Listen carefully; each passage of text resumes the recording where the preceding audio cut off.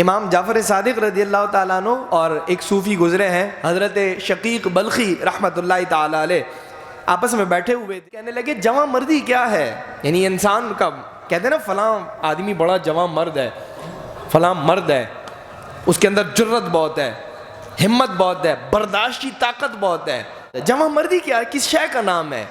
ہم جعفر صادق نے الٹا سوال کر لیا کہ پہلے آپ بتائیں آپ کے خیال میں جواں مردی کیا ہے؟ حضرت شقیق بلخی کہتے ہیں میرے خیال میں جواں مردی یہ ہے جب مل جائے اللہ کی بارگاہ سے کچھ کھانے کو تو ہم اللہ کا شکر ادا کرتے ہیں، اور جب نہ ملے تو صبر کر لیتے ہیں۔ حضرت امام جعفر صادق نے ذرا سی گردن جھکائی اور کہنے لگے شقیق جو تم کہہ رہے ہو نا کہ یہ جواں مردی ہے، یہ تو ہمارے ہاں مدینے کے کتے بھی کر رہے ہوتے ہیں۔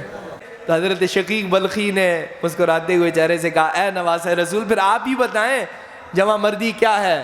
فرمایا اللہ سے مل جائے، اللہ کی بارگاہ سے مل جائے تو بانٹ دیتے ہیں، نہ ملے تو اللہ کا شکر ادا کرتے ہیں۔